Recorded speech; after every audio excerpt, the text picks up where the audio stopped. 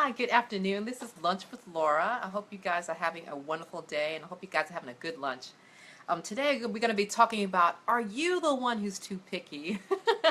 When we're talking about, dating and getting to know someone or considering getting to know someone, are you the one who may be a little bit too picky? And so these are kind of the things that we can kind of look at to see maybe if we're the ones who really need to do a little bit more work, and maybe look at to see what are the criteria that we're using, and see if we need to refine that a little bit, and do a little bit of work on that, and make sure that we're not having, it's always good to have high expectations and high standards, but are what we're looking for impossible?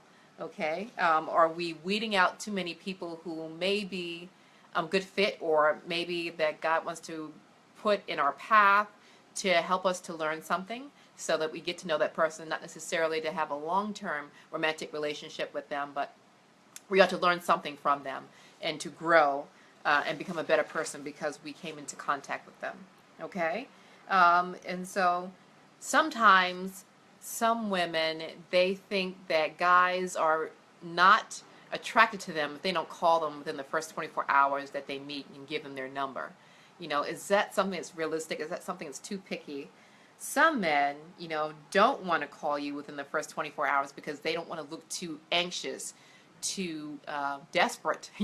For a guy, that's the kiss of death for them to look desperate and look like they're going to be too needy, too clingy, and that they're, are going to be someone who's just going to be kind of draped all over you, and that you feel like you don't have any personal space, or they're going to smother you in some way that you just feel like, oh, I don't have room to breathe.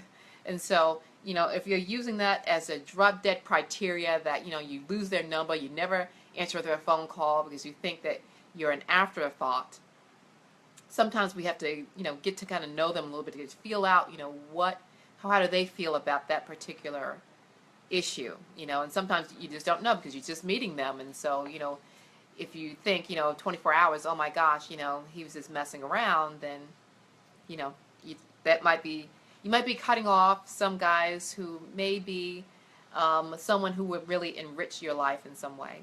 And so you may want to think about that if you have that as a criteria. And to be honest, let me just be transparent with you ladies. I had an experience where I thought, oh, you know what? Yeah, I think that's probably going to be a good rule to have. And I had to learn that it's good to be flexible and bend those rules sometimes, and really kind of judge depending on the person, to really kind of personalize it, and depending on the situation, that I had to kind of judge and not have that as a hard and fast rule. Okay, sometimes you may look at a guy and say, you know what, there may be some reasons that you say, oh, you know what, this is not going anywhere. And sometimes those reasons, you use them as deal breakers, and maybe those deal breakers again are a little too rigid, and you're really kind of looking to cut off guys who, again, may be really good guys. For example, here are some of the deal breakers that some women have, and I actually get this from an article that's from Black and Married with Children. I love that website. It's awesome. So if you have an opportunity to go over there and take a look, it's called Black and Married with Children. It's a wonderful website. So I get this from Girl, You're the Emotionally Unavailable One. That's the article that I get this from. And let me just see who wrote this. It is Aisha Adams Roberts. Okay.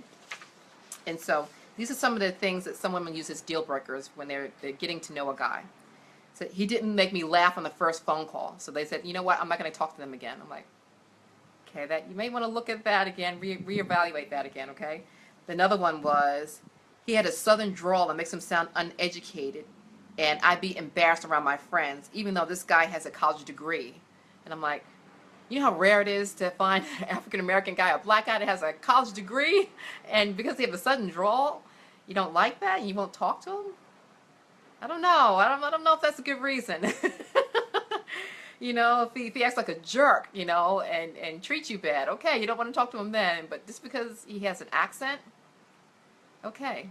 Sometimes, you may want to think about that. One of them was he wasn't goofy enough for me. I'm not quite sure what her definition of goofy is.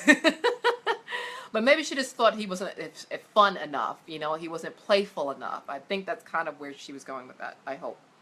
Another one is he didn't wear the proper shoes. Okay, you know, sometimes the way a guy dresses can be a turnoff. But that's something I think he can kind of work on. I'm not saying that, you know, you have to lay out his clothes and, you know, be his fashion designer and all that. But, you know, sometimes if you can kind of suggest certain things, he may already have it in his wardrobe. Who knows? He just decided not to wear it that day. So you just don't know. You know, he may have those, you know, wingtips or those, you know, Allen Edmonds shoes or, you know, Ferragamo shoes in his closet. He just didn't wear it on that particular date, and you haven't seen it yet. So, you know, I'm not sure that's a deal breaker. Okay. Oh, this one this one's kind of on the fence for me.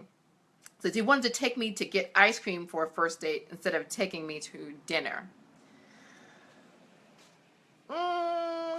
That that's a huge strike. That may be a deal breaker if it's in conjunction with some other things. By itself, I'm just speaking personally, I don't think that'd be a deal breaker. But if I had a couple of the pieces to put together to say it doesn't fit very well, then all those pieces together plus he wanted to take me for ice cream would be a deal breaker. So I'm on the fence. It all depends on what kind of goes along with that for me. So those are some of the things that some of the women think are deal breakers. Oh, he had typos on his website. Okay, that may be a little bit carelessness. All right, that may be leading into some other things. Okay, you know, the way that he does business and all that. But, you know, again, if he's kind of starting up, if he's doing everything by himself, you know, I've had some typos on some of my posts just because, you know, I'm up at 1 o'clock in the morning trying to type this stuff. So you just don't know the circumstances under which it happened unless you really know him well and you're like, you know, he's careless and he really doesn't care about business. He's not someone who's really serious and all that, then okay. But that in and of itself, and you really don't know him, not sure if that's a deal breaker. He says, he has a job but can't pay for my vacation.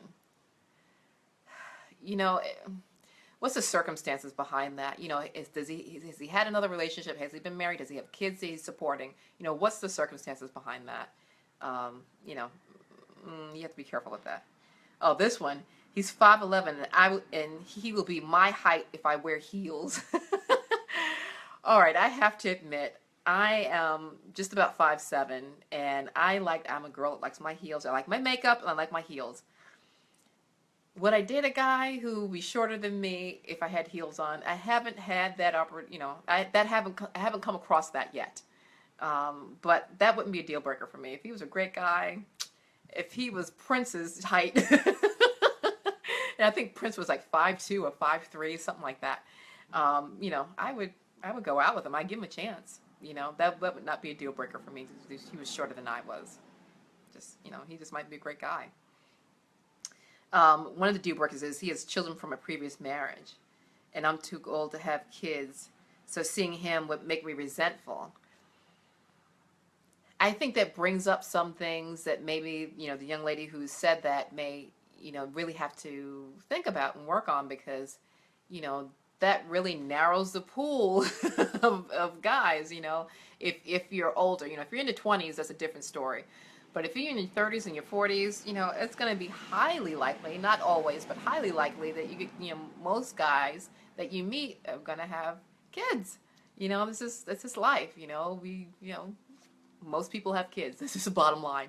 So, you know, that would be hard. So if she has some resentment because she can't have kids, or she feels that she's too old to have kids, you know, if she doesn't want to consider adoption or anything like that, or being a foster parent, you know, because I think those are fabulous options. I'll be the first one to push you out of the way and say, hey, sign me up, you know, as soon as I get the rest of my stuff together and get remarried, which I know I will.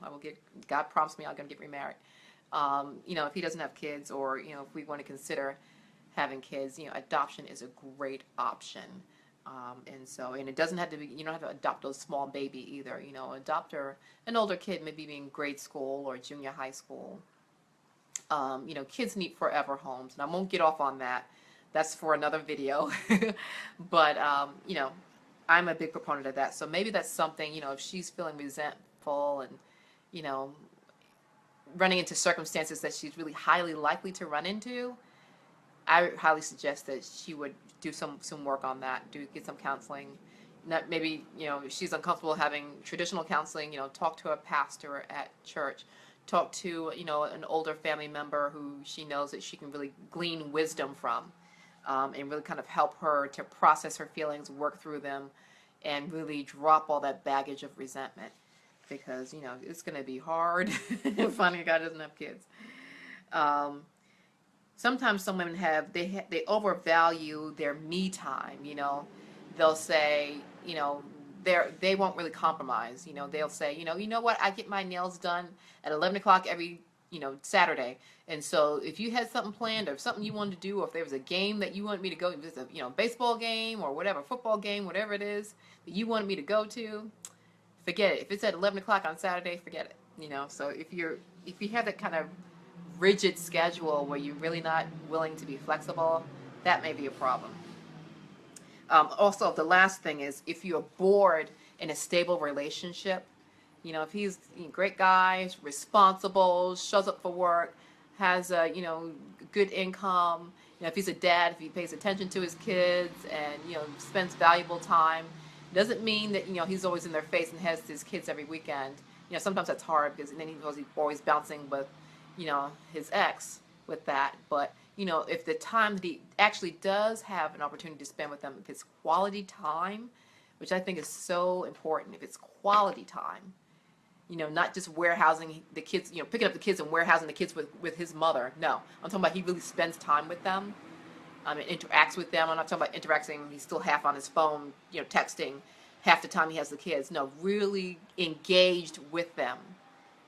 Then, if he's a stand-up guy and, you're bored in that type of relationship, I'm not quite sure what, that particular young lady may be looking for excitement, or, or that need for excitement. Because sometimes, too, if you have that type of personality, you have to continue to raise the level of excitement, because, after a while, what excited you 3 months ago, you're like, and then, you have to continue going higher and higher. At what point will you be satisfied?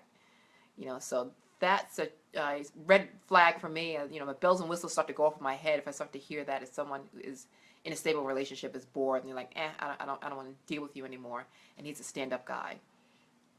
So those are the things, you may want to think about, what your deal breakers are. Are you being too picky? Is it something that, no one would be able to really meet? Then you might want to think about how you can go about a healthy way of reevaluating what you're looking for in a guy. So I hope you find that helpful. This has been Lunch with Laura. I hope you guys continue to enjoy your lunch. I'm going to figure out what I'm going to eat. And so I will see you tomorrow. Take care.